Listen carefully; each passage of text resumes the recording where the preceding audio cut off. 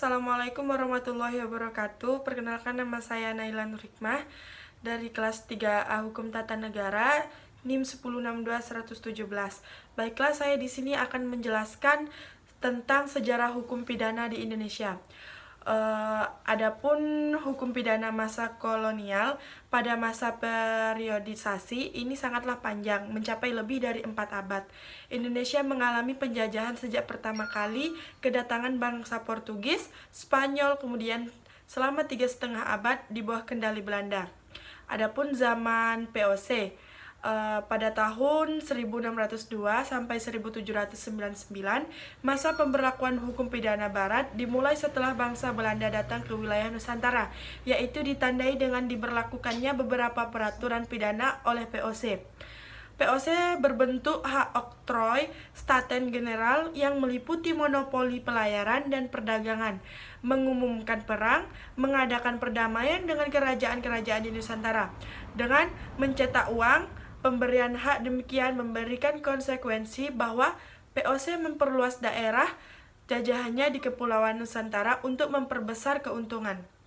Adapun pada zaman Belanda pada tahun 1811 sampai dengan 1814, Indonesia pernah jatuh dari tangan Belanda ke tangan Inggris berdasarkan Konvensi London 13 Agustus 1814. Maka bekas koloni Belanda dikembalikan kepada Belanda. Pemerintahan Inggris diserah terima kepada komisaris jenderal yang dikirim dari Belanda. Dan adapun pada zaman pendudukan Jepang, pada masa pendudukan Jepang selama 3,5 tahun, pada hakikatnya hukum pidana yang berlaku di wilayah Indonesia tidak mengalami perubahan signifikan, atau pemerintah bala tentara Jepang atau Dai Nippon memberlakukan kembali peraturan zaman Belanda dahulu dengan dasar Gun Seirei melalui Osamu Seirei. Pertama kali pemerintahan militer Jepang mengeluarkan Osamu Seirei nomor 1 tahun 1942. Pasal 3 undang-undang tersebut menyebutkan bahwa semua badan pemerintahan dan kekuasaannya, hukum dan undang-undang dari pemerintahan yang dulu tetap diakui sah untuk sementara waktu, asalkan tidak bertentangan dengan pemerintahan militer. Adapun hukum pidana sesudah kemerdekaan.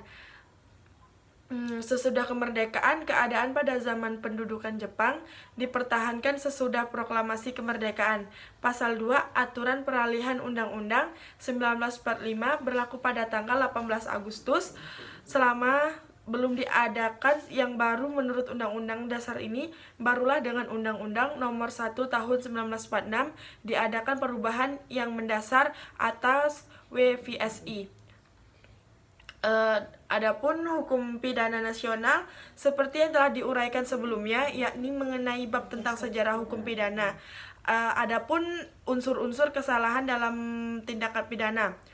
Jadi di sini yang dimaksud dengan kesalahan adalah pencelaan yang ditunjukkan oleh masyarakat yang menerapkan standar etis yang berlaku pada waktu tertentu terhadap manusia yang melakukan perilaku menyimpang yang sebenarnya dapat dihindarinya.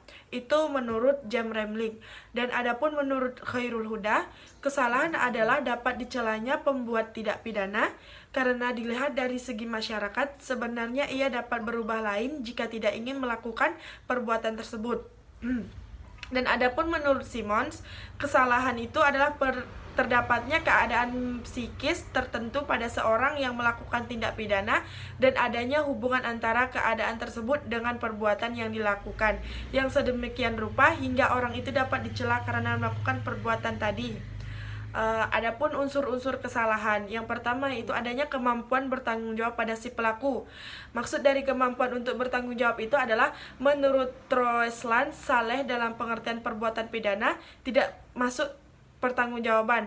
Orang yang melakukan perbuatan pidana, asas yang tidak tertulis mengatakan tidak ada pidana jika tidak ada kesalahan, merupakan dasar daripada dipidananya si pembuat. Menurut Panhamel, kemampuan bertanggung jawab adalah suatu keadaan normalis psikis dan kematangan yang membawa 3 kemampuan, yakni mampu untuk mengerti nilai dari akibat perbuatannya sendiri.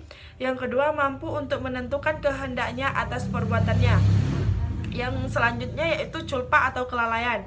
Yang dimaksud dengan culpa adalah mencakup kurang atau cermat berpikir, kurang pengetahuan atau bertindak kurang terarah. Menurut Jam Renling, ikhwal culpa merujuk pada kemampuan psikis seorang, dan karena itu dapat dikatakan bahwa culpa berarti tidak atau kurang menduga secara nyata akibat fatal dari tindakan orang tersebut, padahal itu mudah dilakukan dan karena itu seharusnya dilakukan. Terdapat di contoh pasal 359 dan 360 KUHP. Sekian, terima kasih dari saya akhiri. Wassalamualaikum warahmatullahi wabarakatuh.